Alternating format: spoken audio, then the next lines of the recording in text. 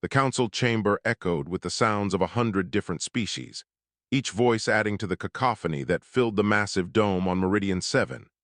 Ambassador Rachel Howard sat quietly in the human delegation section, her hands folded on the polished table while representatives from across the galaxy argued about trade routes and mineral rights. She had learned over the past year that patience was essential when dealing with civilizations that had existed for millennia. High Commander Dravik rose from his seat, all 9 feet of his Morlathian frame casting a shadow across the chamber floor. His 4 arms spread wide in a gesture that demanded attention, and the room gradually fell silent. "Honored delegates," his voice rumbled like distant thunder, "we approach the season of the proving grounds."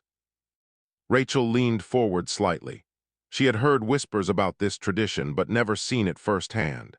Around the chamber, representatives from various species straightened in their seats, some with obvious pride, others with barely concealed anxiety.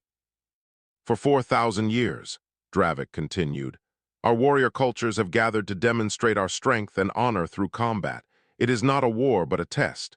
3 champions from each participating species face each other in the arena until only one remains standing." His eyes, large and golden, swept across the assembled delegates. "This year, we extend the invitation to humanity." The chamber erupted in murmurs. Rachel felt dozens of eyes turned toward her. She kept her expression neutral, even as her mind raced through the implications. Beside Dravik, a Chirec representative clicked its mandibles in what might have been amusement. The insectoid species operated as a hive mind, and their 3-part unity had never lost a proving grounds match. "You honor us with the invitation," Rachel said, her voice clear despite the massive space. "May I ask what parameters govern this challenge?" Dravik's expression shifted into what she had learned to recognize as satisfaction. 3 champions per species. Combat continues until submission or incapacitation. No lethal force is permitted, though injuries are expected. He gestured toward a holographic display that materialized in the chamber's center. "The arena provides varied terrain. Champions may use any weapons they bring or find within the boundaries." A Vorn delegate, reptilian and scarred from countless ritual battles, laughed. The sound was harsh and grating.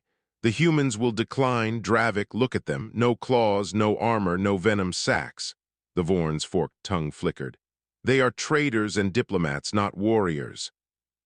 Rachel met the Vorn's gaze without flinching.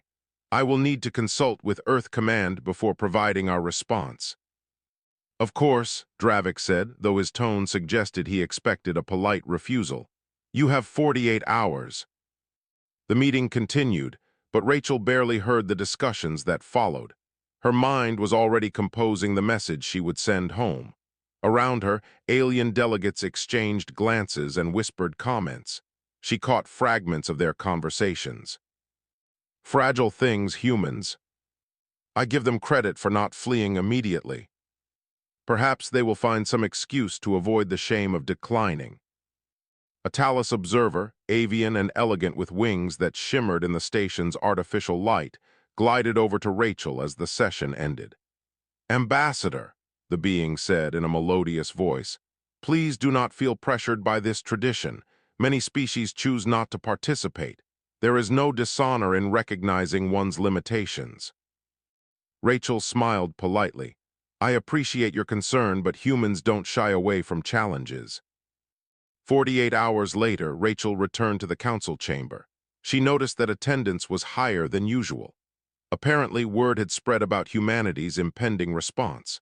Dravik sat in his elevated seat, surrounded by his Morlathian advisors. The Chirec unity clustered in their section, 3 bodies moving as one.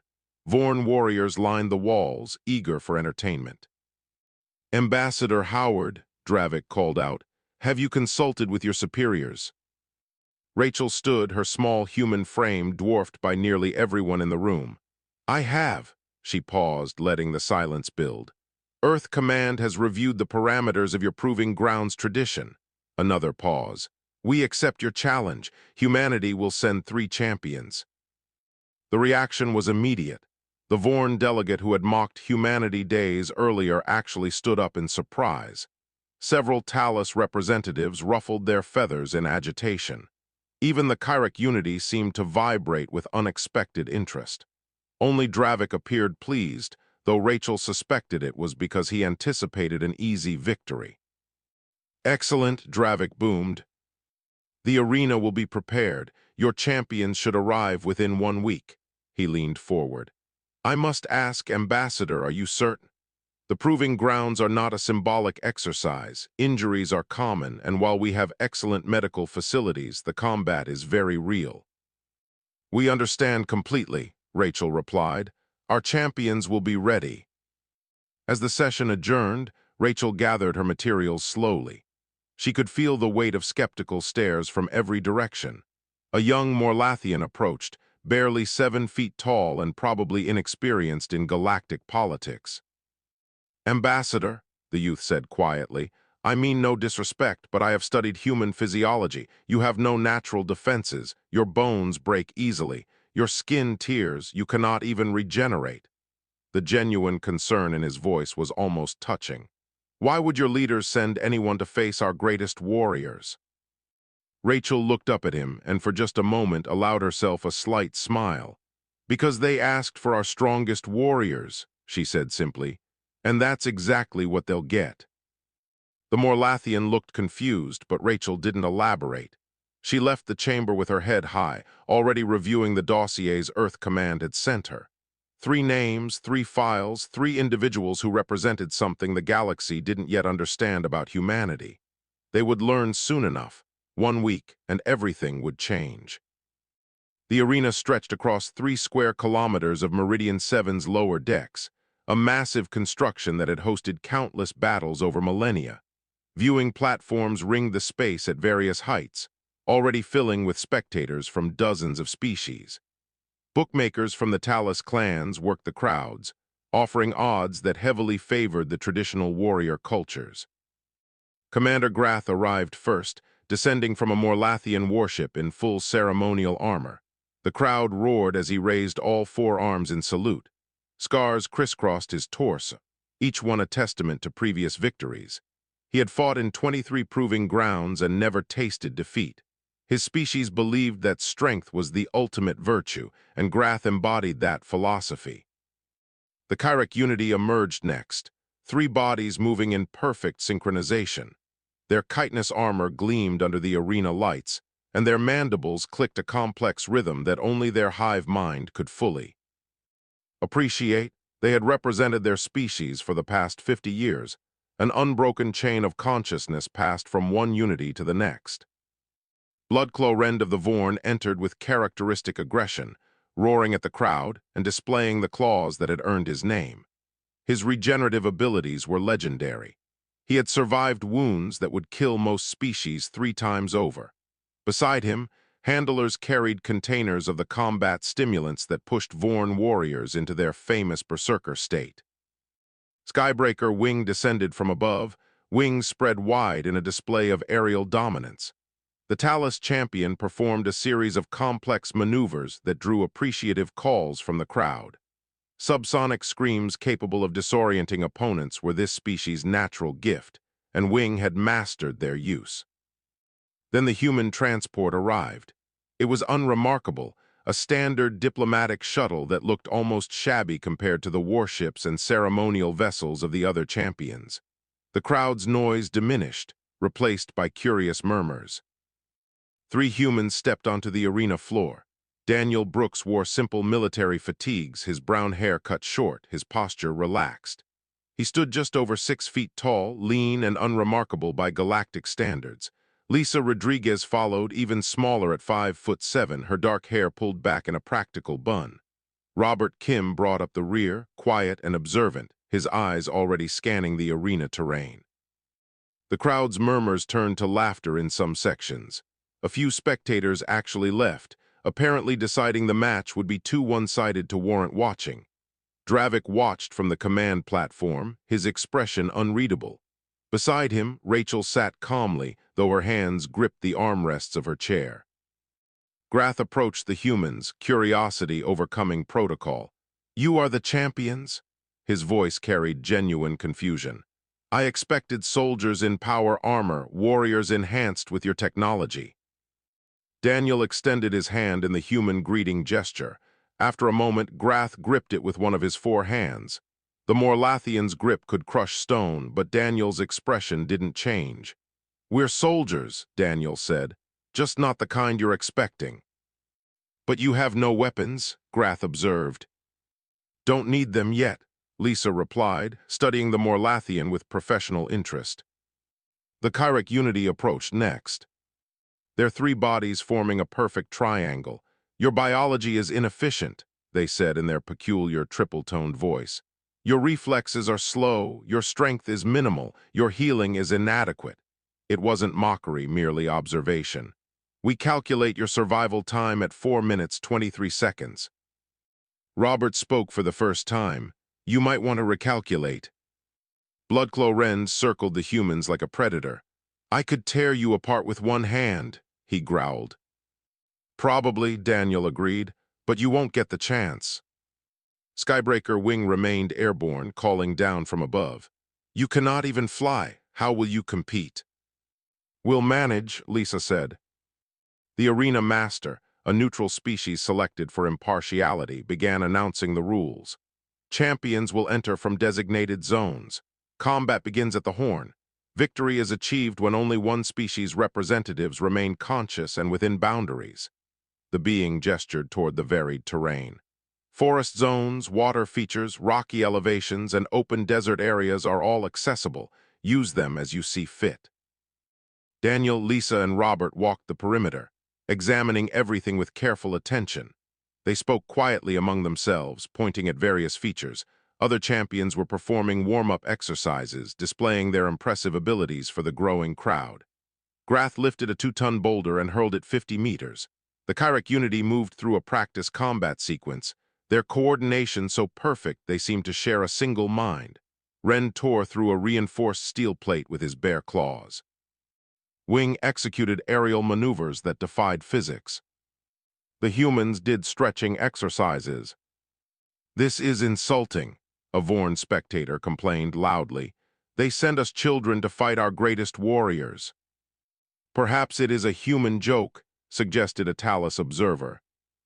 Rachel heard the comments but said nothing. She had read the files. She knew what these 3 humans had survived. The galaxy would learn soon enough. The champions took their positions, Grath in the center ready to charge. The Chirec Unity formed their defensive triangle. Rend paced like a caged predator. Wings circled overhead. The humans stood together briefly, then separated without any apparent signal, each moving toward different terrain zones. The Arena Master raised the ceremonial horn. "Let the proving grounds begin," the horn sounded, a deep resonant note that echoed across the massive space.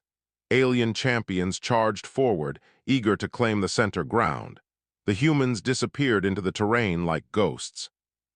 Dravik leaned forward in his seat. Where did they go? Rachel allowed herself a small smile. Hunting. Skybreaker Wing spotted Robert first. The human had positioned himself near the water features, seemingly unaware that aerial predators could see him clearly from above. Wing folded his wings and dove, talons extended, subsonic scream building in his throat. The Talus had used this exact tactic to defeat 17 previous opponents. Robert moved at the last possible instant. Wing's talons caught nothing but air as the human sidestepped with minimal motion. Before Wing could recover, Robert grabbed one extended talon and used the Talus's own considerable momentum against him. The redirect sent Wing tumbling into shallow water, wings suddenly waterlogged and useless. The aerial champion thrashed, disoriented by the sudden loss of his primary advantage. Robert approached calmly, avoiding the desperate strikes. He waited for an opening, then applied pressure to a nerve cluster at the base of Wing's wing joint. The Talus went limp immediately, conscious but unable to move. "Sorry about this," Robert said quietly, before securing Wing's wings to prevent any recovery. 47 seconds had elapsed since the horn sounded. The crowd's cheers died abruptly. Confused silence filled the arena. In the forest zone, the Chirec Unity pursued Lisa with mechanical precision. Their coordination allowed them to cover multiple angles simultaneously, cutting off escape routes with practiced efficiency. They had hunted this way for thousands of years, and no single opponent had ever escaped their triangle formation. Lisa ran deeper into the dense artificial trees, and the Unity followed eagerly. Then she stopped. The forest path narrowed ahead, forcing the three Chiric bodies into a single-file line. Their perfect formation broke out of necessity. Lisa spun and attacked the lead body with a quick series of strikes. The Chiric had never trained for individual combat. When separated from the Unity, the lead body hesitated, confused by the lack of mental support from its companions. Lisa exploited that hesitation ruthlessly. She struck pressure points that her pre-mission research had identified, disrupting the neural connections that maintained the hive link. The second body tried to assist, but Lisa was already moving, her smaller size an advantage in the confined space. She separated the third body before it could coordinate. Within 2 minutes, all three Chiric lay on the ground, their hive link severed, each body twitching independently in distress. Medical teams rushed into the forest zone. The Unity would recover, but their participation in this match was finished. The crowd erupted in shocked conversation. Bloodclaw Rend found Daniel on an elevated platform, and the Vorn's predatory instincts kicked into overdrive. Here was prey that couldn't escape. Rend charged with a roar that shook the arena, claws extended, combat stimulants flooding his system. Daniel stood perfectly still, watching the approaching warrior with calm assessment. At the last moment, Daniel dropped low and rolled. Rend's momentum carried him forward, unable to stop. The Vorn crashed into the platform's safety railing with tremendous force. The railing held, but Rend's orientation was lost. Daniel was already behind him, striking at specific points on the Vorn's spine. The blows wouldn't have injured most species, but Daniel had studied Vorn anatomy during the flight to Meridian 7. Rend's regeneration was impressive, but it couldn't compensate for temporarily paralyzed motor functions. The Vorn collapsed, conscious and enraged but unable to coordinate his limbs. Daniel secured him quickly and efficiently. 5 minutes had elapsed. 3 alien champions eliminated, 0 humans down. Grath stood in the center arena, suddenly alone. He turned slowly, massive head scanning for the human warriors. This was impossible. His species had dominated the proving grounds for generations. He had personally defeated champions from 40 different species. Yet 3 humans had dismantled the galaxy's finest fighters in less time than it took to recite the traditional warrior prayers. Daniel emerged from the elevated zone. Lisa appeared from the forest. Robert walked from the water features. They converged on Grath's position, moving with the easy coordination of soldiers who had trained in far deadlier circumstances. They didn't speak, didn't signal, but each knew exactly where the others would be. Grath roared and charged Lisa, reasoning that the smallest opponent would be easiest to eliminate. She dodged his first strike, then his second.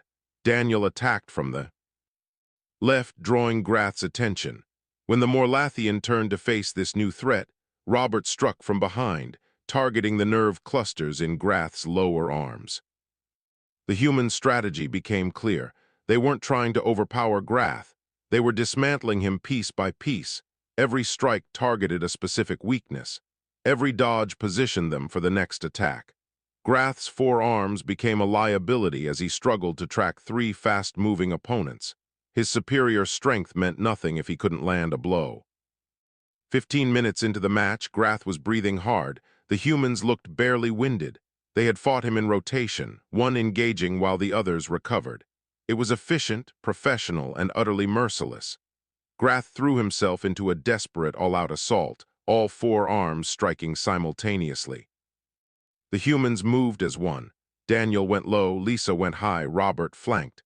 3 simultaneous strikes from 3 different angles. Grath's balance failed. The mighty warrior dropped to one knee, his strength finally exhausted. Slowly, with obvious reluctance, he raised one hand in the ancient gesture of submission. The horn sounded. 23 minutes 14 seconds. Total human casualties, 0. Alien champions requiring medical attention, all of them. The arena sat in stunned silence. Daniel helped Grath to his feet. The Morlathian stared at the human who barely reached his chest. How? Grath's voice was hoarse. You have no natural weapons, no enhanced abilities, nothing that should allow this victory. Daniel met his gaze. We have something better than natural weapons, Commander. We have experience. He gestured toward the medical teams tending to the other champions. Your warriors are skilled, brave, and powerful, but they've never fought anyone who's spent their entire life learning to survive. Grath looked at Lisa and Robert, then back to Daniel. Your entire life.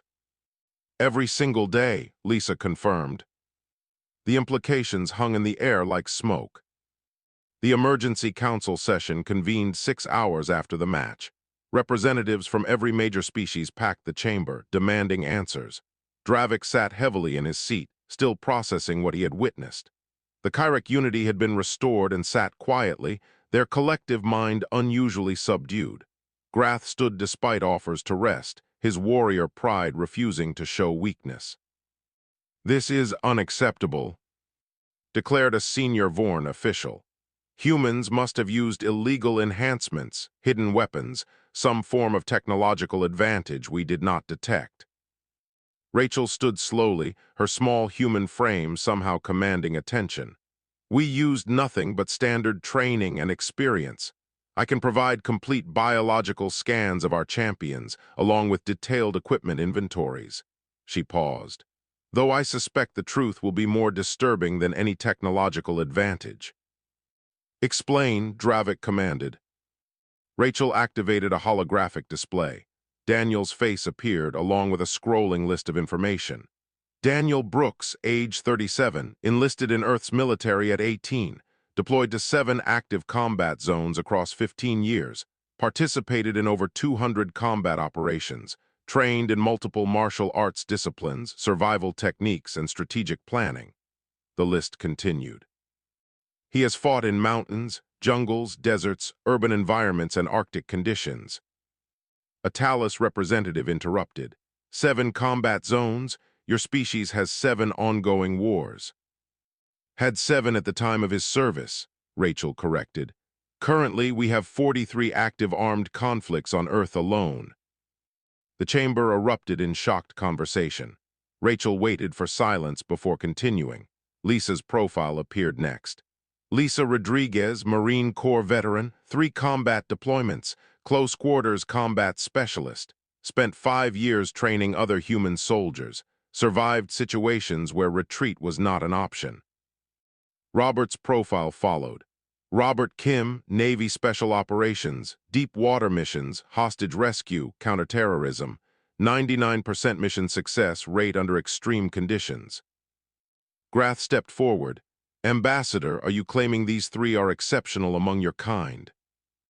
No, Rachel said flatly. They're typical of our professional military personnel. Earth maintains over 20 million active duty soldiers and 40 million trained reservists. She let that number sink in. We have more combat veterans alive right now than most species have had in their entire history. The Chirec unity spoke, their triple voice uncertain. But why? Why does your species maintain such massive military forces? Who are you fighting? Rachel's expression grew somber. Each other, primarily. She pulled up historical data.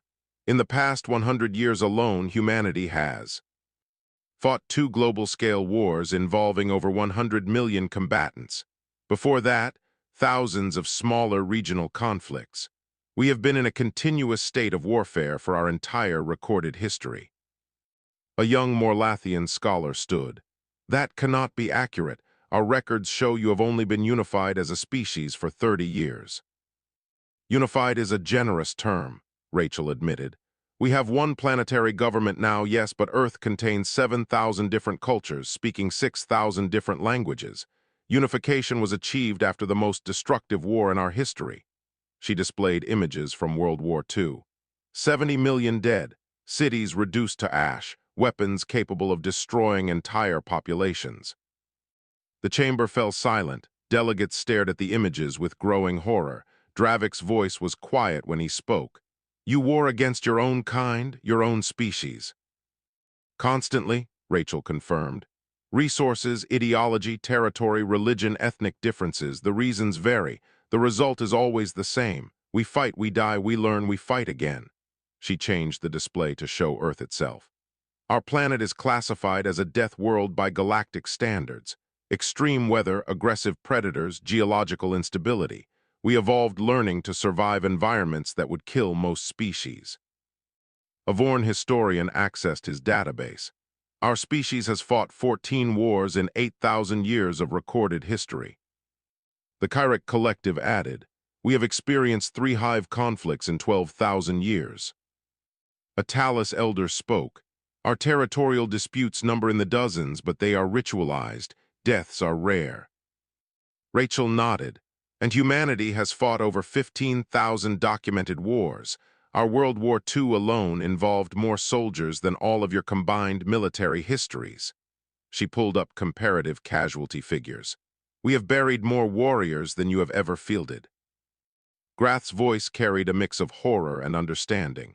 Your proving grounds never ended. You sent veterans of real wars to fight our ceremonial champions. You asked for our strongest warriors, Rachel said. We sent exactly that. The problem is that strength means something different to humanity. She gestured toward the arena below where crews were repairing damage. You train for honor and tradition. We train to survive. You fight when challenged. We fight because we have no choice. A Talus philosopher raised a wing. Surely this constant warfare has weakened your species. Evolutionarily speaking, such self-destruction should have eliminated you. It did the opposite, Rachel replied. Every war taught us new tactics. Every conflict drove innovation. Every defeat showed us our weaknesses. We evolved through competition with ourselves. She displayed human evolutionary history. We survived ice ages, supervolcanic eruptions, plague, famine, and predators that could kill us with ease. We learned to throw spears farther than any other species, to chase prey until it collapsed from exhaustion, to coordinate hunts across vast distances. And when we ran out of external threats, we turned those skills against each other. Dravik stood. Ambassador, your honesty is appreciated, but you must understand our concern. If humanity is as militaristic as you describe, what prevents you from conquering the galaxy? Rachel met his gaze steadily. Because we know what we are, Commander. We have seen what total war costs. We have walked through the ashes of our own cities and buried our own children. Her voice carried weight. We joined the galactic community precisely to avoid repeating our history. We hope to find wisdom here, peace here, a better way forward. The Kyrek Unity tilted their heads in synchronization, and instead you found species who play at war. I wouldn't put it that way, Rachel said diplomatically. But it is accurate, Grath said. We have ritual combat, you have survival, we have tradition, you have necessity. He looked at Rachel with new respect. You didn't come here to conquer, you came here to escape. Rachel nodded slowly. And maybe to protect if you'll let us. She activated one final display. Commander Dravik, you mentioned concern about our military capability. I propose a solution. Humanity will establish a training program. We will teach any species that wishes to learn our methods. In return, we ask for full council membership and the authority to help maintain galactic peace. You would teach us to fight like humans? Avorn asked incredulously. We would teach you to survive like humans. Daniel's voice came from the viewing gallery. The 3 champions had been watching the proceedings. There's a difference. Dravik considered. This proposal requires a vote, but first I must ask, could we learn? Can species that have known peace be taught to fight like those who have known only war? Daniel descended to the chamber floor. Commander Grath, what did you learn in our match? Grath thought carefully. That strength without strategy is useless. That size without speed is a liability. That power without adaptability is weakness. He paused.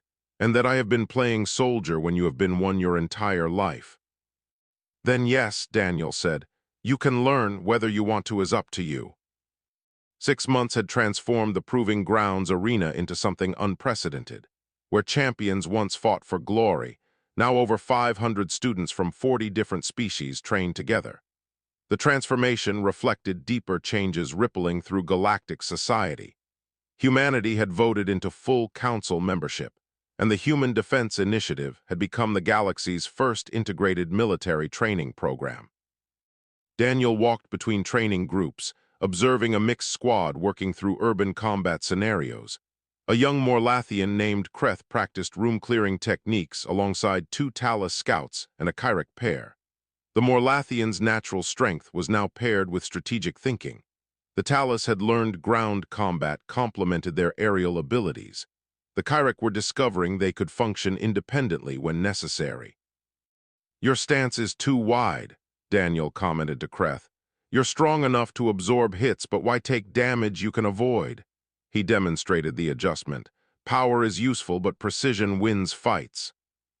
Kreth adjusted immediately, his respect for human instructors absolute after months of training. "Like when you defeated Commander Grath." "Exactly." Daniel moved to the next group. Across the arena, Lisa supervised hand-to-hand combat training. Bloodclaw Rend, the once fearsome Vorn berserker, now taught controlled aggression to younger warriors. His regenerative abilities remained formidable, but he had learned that surviving a fight was smarter than winning through attrition. "Anger makes you predictable," Lisa told a frustrated Vorn student who had just been defeated for the third consecutive time. "Channel it, don't let it control you." She demonstrated a technique that used aggressive momentum defensively. "Your opponent expects rage, give them precision instead." Robert's section focused on environmental awareness. He led a mixed group through the forest zone, teaching them to read terrain, identify advantages, and adapt to changing conditions. Skybreaker Wing, fully recovered and surprisingly humble, assisted with aerial reconnaissance training. "Humans cannot fly," Wing explained to the class, "yet they dominated aerial combat on their world for over a century. How?" He gestured to Robert. "Because they understood that tools extend ability and intelligence multiplies force." The real test came 3 months into the program.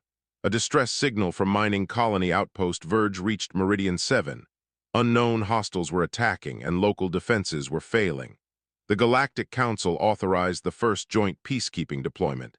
12 humans, 8 Morlathians, 6 Kyrek, 4 Vorn, and 3 Talus. Daniel commanded ground forces while Dravik coordinated from orbit. The transport approached Outpost Verge under fire. Automated defense systems from an ancient civilization had reactivated, their programming corrupted by time. Combat drones swarmed the colony using tactics older than most current species.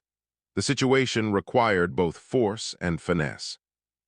"Talus units establish aerial reconnaissance," Daniel ordered. "Kyrek, coordinate evacuation of civilians. Morlathians, you're on breach duty. Vorn squad, suppression fire. Humans with me for infiltration." The operation unfolded with precision that would have been impossible before the training program. Talus scouts mapped drone positions from above, feeding real-time data to ground forces. The Kyrek Unity's coordination helped organize terrified colonists into orderly evacuation groups. Morlathian strength created safe passages through damaged structures. Vorn warriors absorbed incoming fire while human squads maneuvered. Lisa led her team through maintenance tunnels toward the central AI core. 2 Morlathians provided muscle, a Kyrek pair handled technical systems. "Remember your training," she reminded them. "Slow is smooth, smooth is fast." They encountered heavy resistance. Corrupted drones defended the core with mechanical efficiency. The Morlathians wanted to charge. Lisa held them back. "Wait for the opening." She studied the drone patrol patterns, identified a gap. "Now, quick and quiet." The team moved as one. Morlathian strength tore through barriers while staying controlled. Kyrek coordination disabled security systems. Lisa's squad reached the core with minimal contact. Roberts. Group secured evacuation routes with similar efficiency. Civilian casualties, 0. Friendly forces, minor injuries only. Daniel's team confronted the AI itself. The corrupted system defended itself with weapons designed for wars fought millennia ago. "It's old code," Daniel observed, studying the attack patterns. "Predictable once you understand the logic." He directed fire not to destroy, but to create specific failure cascades. 20 minutes later, the AI shut down peacefully. The debriefing back on Meridian 7 drew the full council. Dravik presented mission data with barely concealed pride. 0 civilian casualties, minimal friendly injuries, hostile system neutralized without destruction of valuable technology. He gestured toward the mixed team. This would have been impossible before human training protocols. Grath stood. He now served as Morlathian defense minister, implementing human methods across his species' military. I have fought in the proving grounds 23 times, he said. I have trained as a warrior my entire life, but I never truly understood combat until humans taught me. He looked at Daniel. We were performing rituals. You were teaching survival. The Chirec Unity added their perspective. Human methods seemed chaotic initially, individuals making independent decisions, adapting without central coordination.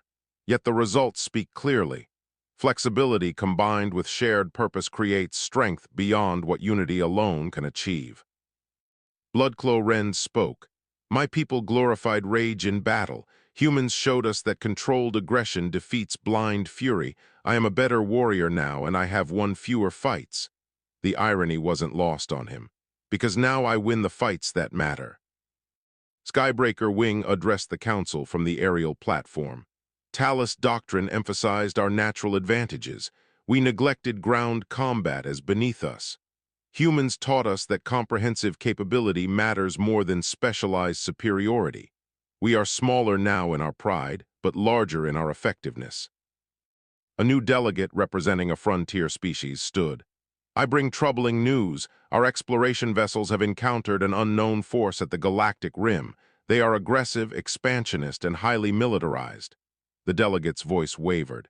They do not seek trade or diplomacy. They seek conquest. This is the first true external threat the Council has faced in 3,000 years. Silence filled the chamber. Species that had known mostly peace now confronted the reality of genuine war. Dravik looked at Rachel. You warned us that peace required preparation. I did, Rachel stood. And now you must decide, will you face this threat as you were 6 months ago or as you are now? The vote was unanimous. Humanity would lead galactic defense coordination. The training program would expand. And for the first time in recorded history, the galaxy would prepare for war not through ritual, but through human methods. Practical, efficient, and utterly committed to survival. Daniel stood beside Grath, watching new recruits arrive. Think we made a difference? Lisa asked. Too early to tell, Robert replied. We taught them to survive, Daniel said. What they do with that knowledge is up to them. A century later, galactic historians would record this period as the awakening. The day humanity revealed itself changed everything. The warriors who challenged humanity never returned the same. Neither did the galaxy. They had asked for humanity's strongest warriors. What they got was something far more dangerous. Teachers who understood that true strength comes not from winning fights, but from ensuring the fights worth winning never need to be fought at all.